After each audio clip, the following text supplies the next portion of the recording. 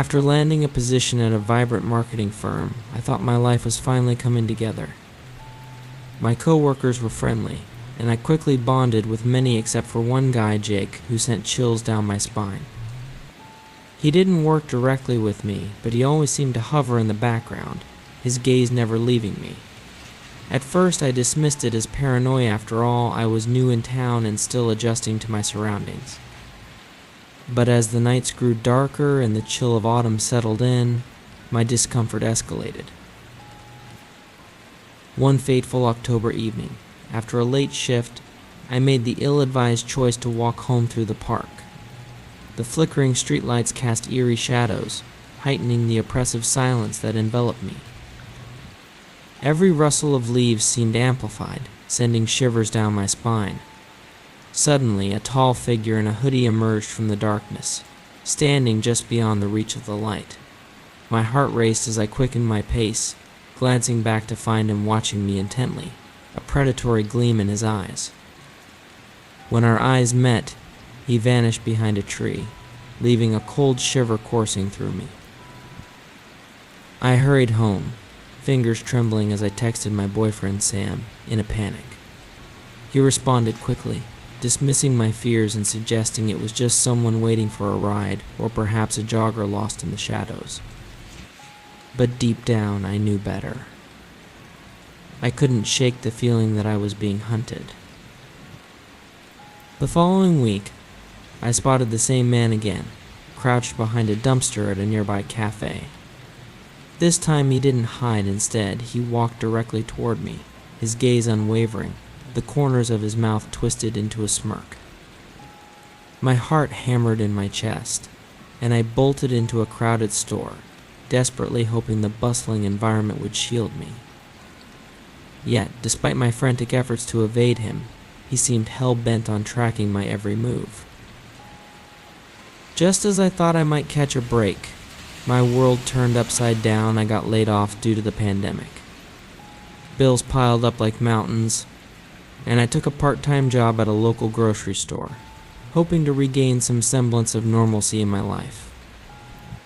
3 weeks later, while waiting for the bus, I felt a familiar dread wash over me. There he was again, this time with a friend who looked equally menacing, his eyes scanning the street like a hawk.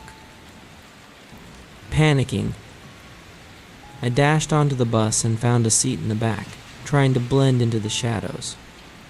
My heart raced, a wild drumbeat in my chest. When my stop arrived, I glanced back and saw them both approaching, their eyes boring into me like daggers. Adrenaline surged through my veins as I sprinted down a side street, desperate to lose them. One frigid night after a grueling shift, I spotted a white van parked ominously near my apartment complex. The hairs on the back of my neck stood on end, a wave of dread washing over me. But I forced myself to walk past, reminding myself that I was being irrational.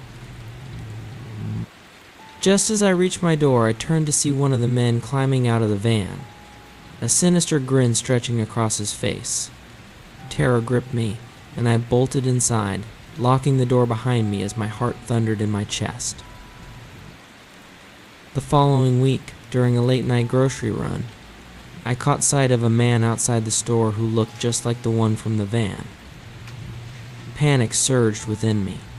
This time I wouldn't stick around to find out what he wanted. I texted Sam, urging him to pick me up. Hiding behind shelves, I could see him scanning the aisles, searching for me with an intensity that sent chills down my spine. When Sam finally arrived, I sprinted out of the store, the cold night air hitting my face like a slap. Days turned into a relentless cycle of anxiety. I became hyper-vigilant, always having Sam meet me after work and avoiding walking alone at all costs. Just when I thought I might find a moment of peace, I spotted Jake and his friend loitering outside my building one night. My heart sank. They were no longer hiding, they were watching, fully aware that I was trapped inside. I felt like a mouse cornered by cats, the walls closing in around me. Desperation led me to take action.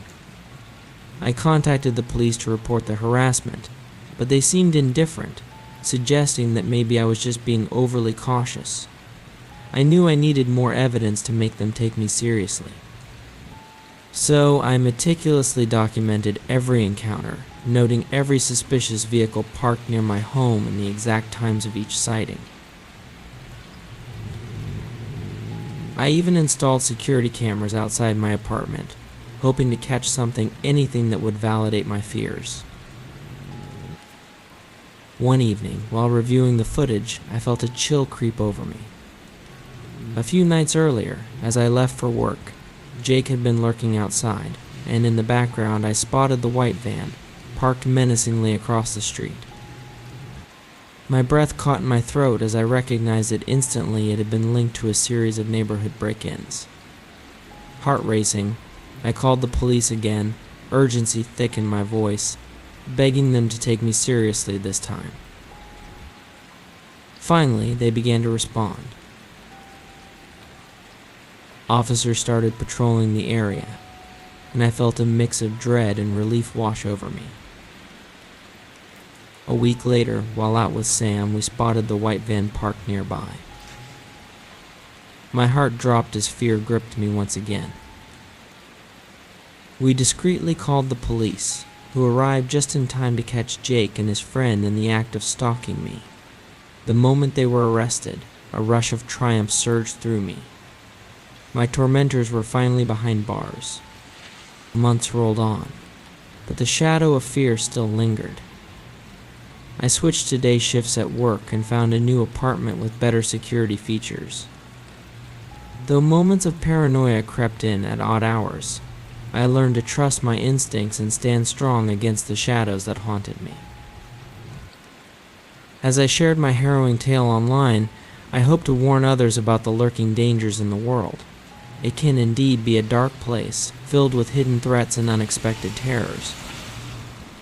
But there's always a flicker of hope if you're willing to fight back and if you know how to navigate the shadows that threaten to engulf you.